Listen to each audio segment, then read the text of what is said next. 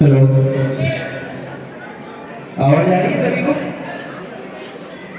आवाज आ रही है? इधर भी आ रही है? तो बस 5 मिनट के लिए अपने फोन अपनी पॉकेट के अंदर रख लीजिए। जब तक मैं यहाँ पर हूँ तब तक कोई फोन नहीं चलाएगा, ठीक है? याद रखिए, आपके अभी इंटरनल मार्क्स हमारे पास ही हैं, है ना?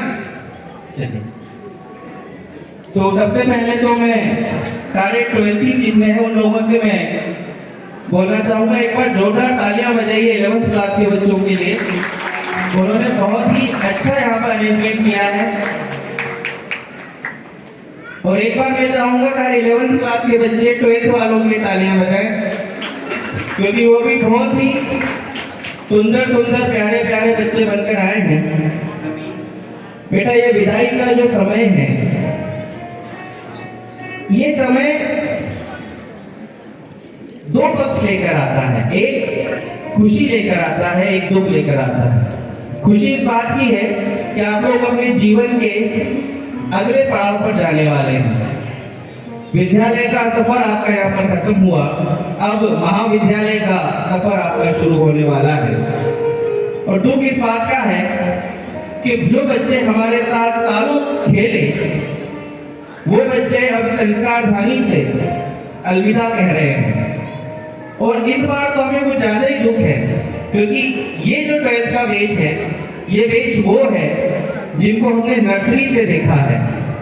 बहुत से बच्चे इसमें ऐसे हैं जो नर्सरी से संस्कार स्कूल में पढ़ रहे हैं, आज 12th में पास होके बाहर जा रहे हैं। जैसे भक्ति, दीपांशी, इसको तो मैंने 1 महीने का देखा था, आज मतलब समय इतनी जल्दी गुजर गया कि बच्चे इतने बड़े हो गए, है ना? तो बच्चों, अभी आपके सामने एक बहुत बड़ा पहाड़ है, जिसको क्लास 12th बोर्ड एग्जाम कहते हैं। उस बोर्ड एग्जाम में आप अच्छे से पढ़ाई करें, अच्छे अच्छे नंबर लेके आए। हम चाहते हैं कि जितने सुंदर आप आज बनकर आए हैं, उतने ही सुंदर आप अपने जीवन के अगले पड़ाव पर संस्कारधानी में प्रवेश करें। लेकिन प्रवेश करें, अभी आप अपनी कार लेकर आए हैं, जब आप नेक्स्ट टाइम कार लेकर आए तो उसमें वो टेम्पू टेम्पू टेम्पू वाला सायरन बजना चाहिए। आप अधिकारी बनकर आए तो हमारा मान और बढ़ेगा, संस्कारधानी को आप पर और गर्व होगा। इसके लिए बच्चों प्रेरणा की बहुत आवश्यकता होती है, इंस्पिरेशन। जब हम पढ़ते थे तो हमारे जमाने में हमारे जो टीचर्स थे, जो पालक थे, वो हमको नई नई कहानियां सुनाया करते थे ताकि हम उससे प्रेरणा ले सकें। समय बदला है, इंटरनेट का जमाना आया है, अब आप लोग शायद यूट्यूब पे देखते होंगे। प्रेरणा लेने का जो हमारा उद्देश्य होता है वो ये होता है कि हम खुद भी सुधरें और इस समाज को भी सुधारें। थोड़ा सा दुर्भाग्य इस बात का है कि जो नई पीढ़ी है, ये उन बॉलीवुड के एक्टर्स को अपना इंस्पिरेशन मानती है जिनका कोई औचित्य नहीं होता। आप लोग ये भूल गए कि अगर प्रेरणा चाहिए तो आप एक छोटी सी चीज से भी ले सकते हैं। एक बच्चा था जो बहुत मेहनत करता, बहुत पढ़ाई करता था, लेकिन कभी पास नहीं हो पाता। पास होता भी था तो बहुत ही कम नंबर से। वो बहुत टेंशन में रहता कि मैं रोज पढ़ता हूँ, खूब पढ़ता हूँ, लेकिन मैं कभी अच्छे नंबर को नहीं ला पाता। एक दिन क्या हुआ, उसकी जबड़े में दर्द हुआ और वो डेंटिस्ट के पास गया। उसने बताया, डॉक्टर साहब दर्द हो रहा है। डॉक्टर ने देखा और कहा कि बेटा तुम्हें अक्ल दाढ़ आ रही है। तो लड़का थोड़ा परेशान हुआ, बोले अक्ल दाढ़ क्या होती है? तो डॉक्टर ने मजाक में कह दिया कि बेटा अक्ल दाढ़ आती है तभी तो अकल आती है। तो बोले डॉक्टर मेरी अकल दाढ़ अब आ रही है। बोले हाँ, तुम्हारी अकल दाढ़ अब आ रही है, क्योंकि अब मेरे में अकल आ जाएगी। बोले हाँ, तुम्हें अकल आ जाएगी। वो लड़का तब समझा कि मैं इसीलिए पास नहीं होता था, मैं इसीलिए अच्छे नंबर नहीं ला पाता था, क्योंकि मेरे पास अकल तो थी नहीं। अकल तो मेरे पास अब आई। अगले दिन से वो पढ़ने लगा और उसने एग्जाम में टॉप कर लिया। बात यह है कि पहले मेहनत करता था, लेकिन वो ये सोच के करता था कि मैं पढ़ तो लूं, लेकिन मुझे पता है नंबर नहीं आने हैं। अब उसने जो मेहनत की है वो ये सोच के की है कि अब मुझे पता है मेरे पास अकल आ गई, अब मैं टॉप करूंगा, और वास्तव में उसने टॉप कर लिया। जो सकारात्मकता उसके जीवन में आई है एक छोटी सी चीज से, वो सकारात्मकता हमको चाहिए। एक छोटी सी चिंगारी आग बनती है। आप लोगों को वो जीवन में सकारात्मकता चाहिए। अगर 12th में आपको अच्छे नंबर लेके आने हैं, जीवन में आपको अच्छा कुछ करना है, तो महान लोगों की किताबें पढ़ें, महान लोगों के बारे में देखें, उनके बारे में सोचें, वो क्या करते हैं। मैंने कहीं पढ़ा था कि महान लोग कुछ अलग काम नहीं करते, बल्कि वो हर काम को अलग ढंग से करते हैं। तो आप लोग भी वही करने की कोशिश करें। अब आप लोगों को आगे जीवन में क्या करना है, डॉक्टर बनना है, इंजीनियर बनना है, कलेक्टर बनना है, ये मैं आपको नहीं बताऊंगा, क्योंकि ये आपके टीचर मुझसे बेहतर बता सकते हैं। मैं आपको कुछ चीजें बताना चाहूंगा। पहली चीज तो बेटा ये है कि जब आप आगे पढ़ेंगे, आपने 12th कर लिया, आपने करियर बना लिया, उस वक्त दो चीजें बहुत परेशान करती हैं। पहली चीज है करियर बनाएं, दूसरी चीज है परिवार संभालें। दो चीजें बेटा जो मैंने खुद ने अनुभव किया है, वो दो चीजें परेशान करती हैं। अगर आपको यहाँ से अच्छा कुछ एजुकेशन लेनी है तो डेफिनेटली आपको कचोट से बाहर जाना पड़ेगा। और आप कचोट से बाहर गए, इंदौर गए, भोपाल गए, दिल्ली गए, बॉम्बे गए, वहां पे आपने कुछ किया, स्कॉलरशिप मिली, हो सकता है आप विदेश भी चले जाए। और मैंने अपने जीवन में पचोर में ही ऐसे उदाहरण देखे हैं जिनके बच्चे विदेश में गए और वहीं रह गए, कभी लौट कर वापस नहीं आए। अब करियर बनाना है, डेफिनेटली बनाना है, पैसा भी कमाना है, लेकिन दूसरी चीज साथ में उन लोगों का भी ध्यान रखना है जिन्होंने आपको यहाँ तक पहुंचाया है। हमारे बड़े होने के साथ साथ, बेटा ध्यान से सुनना, हमारे बड़े होने के साथ साथ, हमारी उम्र बढ़ने के साथ साथ सबसे बड़ा नुकसान ये होता है कि जो माता पिता हमको कभी जवान दिखते थे, हम बड़े हो और वो बुढ़े होते चले गए। जो कभी हमको हाथ पकड़ के चलाया करते थे, एक समय में हमें उन्हें हाथ पकड़ के चलाना पड़ता है। आपको जीवन में बैलेंस बनाना पड़ेगा, करियर भी बनाना है, ऊंचा भी बजाना है, पंख भी फैलाने हैं, लेकिन पैर जमीन पर ही रखना है। और उसके लिए जरूरत पड़ती है मार्गदर्शन की, जो आपके टीचर्स आपको देंगे, आपके घर में बुजुर्ग आपको देंगे, आपके बड़े भाई बहन आपको देंगे। हर व्यक्ति का अलग अलग तरीका होता है। वो लोग जो अपने सपनों के पीछे भाग गए, बेटा ध्यान से सुनना लड़कों, बात नहीं, जो अपने सपनों के पीछे भागते चले गए, जिन्होंने अपने सपनों को सब कुछ सोचा, उनके पीछे दौड़ते चले गए, जीवन के मोड़ पर उन्हें यह एहसास होता है कि अपनों के लिए रुका जा सकता था।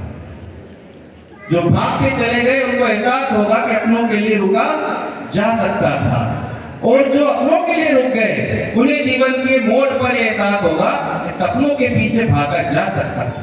हर व्यक्ति के अलग अलग मलाल होते हैं, लेकिन हमें इन दोनों को बैलेंस करना आना चाहिए। देखो, क्या पढ़ना है क्या नहीं पढ़ना है ये आप जानो, जीवन में किस तरह से हमको जीवन जीना है वो मैं बता रहा हूं। जो मैंने अनुभव किया है, आपको इन दोनों को बैलेंस करना पड़ेगा।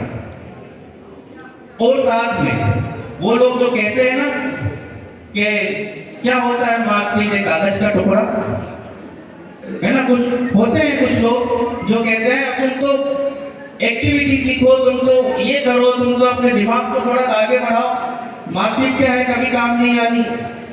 क्या होता है, कागज का टुकड़ा होता है।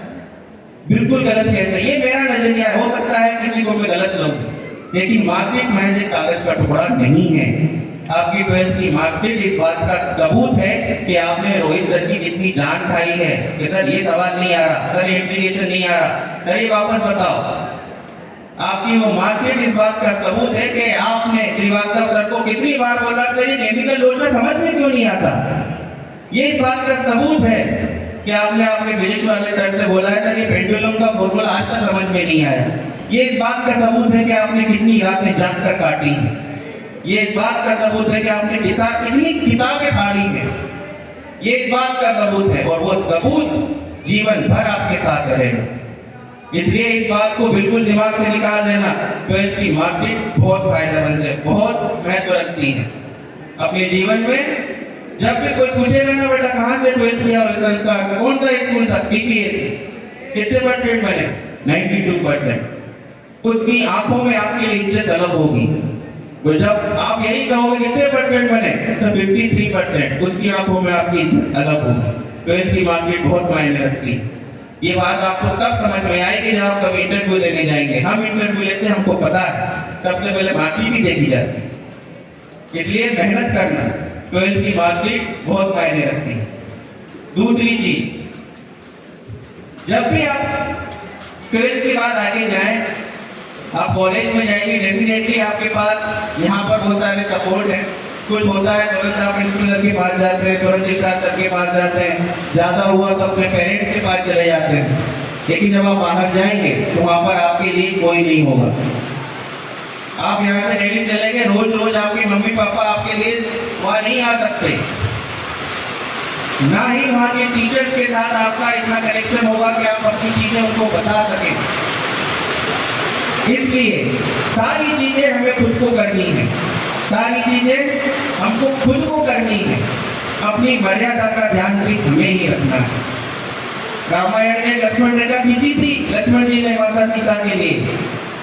वो लक्ष्मण रेखा सिर्फ एक रेखा नहीं थी, बच्चियों ध्यान से सुनना, वो लक्ष्मण रेखा सिर्फ महज एक रेखा नहीं थी। वो इस बात का बंधन था कि अगर आप इसके बाहर गए तो कलेश होना ही होना है। आई बात समझ में? ये वो लक्ष्मण रेखा है जो आपको ये बताती है कि आपके संस्कार में आपके टीचर ने आपको क्या सिखाया है, आपके संस्कार में आपके टीचर ने आपको क्या संस्कार दिए हैं। ये उस बात की लक्ष्मण रेखा है। एक शायर ने कहा कि जिस दिन से तेरा पैर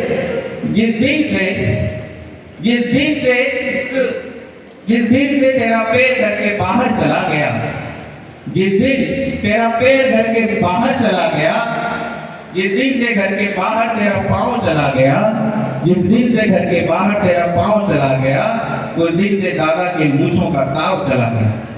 ये आपके संस्कार दिखाते हैं। वो मर्यादा बच्चों आपको रखनी है, वो मर्यादा बेटियों आपको रखनी है। बाहर का रावण तो आएगा, ये तय है, बाहर का रावण लौटेगा, ये भी तय है। लेकिन आपके बुजुर्गों ने जो रेखा बना दी है, उस रावण की इतनी औकात नहीं कि उस रेखा को पार करके आपके पास आ जाए। बस गलती हमसे नहीं होनी चाहिए। अब कुछ पंक्तियां मैंने भी लिखी, जैसा बच्चों ने कहा है कि एक कवि हृदय है, तो बिना एक कवि ऐसा व्यक्ति है जिसको बस मंच मिल जाए तो 4 लाइन बोले बिना नहीं जाएगा।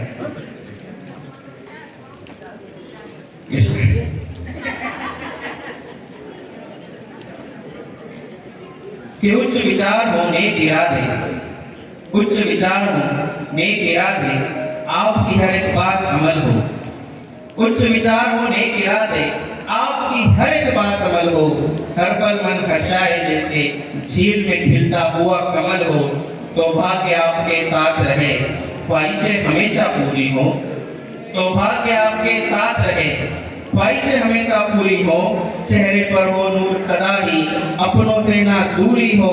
संघर्षों को खेल बना लो, संघर्षों को खेल बना लो। धर्म दया भी पास रखो, जाओ पौरुष दिखलाओ अपना, एक नया इतिहास रचो। तुमसे कभी कहा हो जिसने, तुमसे कभी कहा हो जिसने, तुमसे ना हो पाएगा। तुमसे कभी कहा हो जिसने, तुमसे ना हो पाएगा। पेड़ लगाया बबूल का तो आम कहां से पाएगा। एक तमाचा उनके मुंह पर, एक तमाचा उनके मुंह पर पड़ना अभी जरूरी है। दुनिया की नाक में दम करना अभी जरूरी है। अभी तुम्हें दुनिया की नाक में दम करना है। किसी ने कहा है खूब मुस्कुरा, हंस, मुस्कुरा, बस रोना कम कर दे। खूब हंस, खूब मुस्कुरा, बस रोना कम कर दे। तू जिंदा है तो जा दुनिया की नाक में दम कर दे। एक तमाचा उनके मुंह पर पड़ना अभी जरूरी है। दुनिया की नाक में दम करना अभी जरूरी है। जागो नींद से सोने वालों, कलम किताब उठा लो तुम, लग जाओ मेहनत करने, भूख प्यास को त्यागो तुम। माता पिता के सपनों को सच करने की जिम्मेदारी है, माता पिता के सपनों को सच करने की जिम्मेदारी है। कठिन परीक्षा होगी लेकिन अंतिम विजय तुम्हारी है। जिस दिन मंजिल पा जाओगे एक सफल इंसान बनोगे, जिस दिन मंजिल पा जाओगे एक सफल इंसान बनोगे। पचोर ही क्या पूरे भारत देश की पहचान बनोगे। हे तुमको आशीष हमारा हर पल सदा भलाई हो, हे तुमको आशीष हमारा हर पल सदा भलाई हो। स्वर्णिम भविष्य बने तुम्हारा बारंबार बधाई हो, स्वर्णिम भविष्य बने तुम्हारा बारंबार बधाई हो।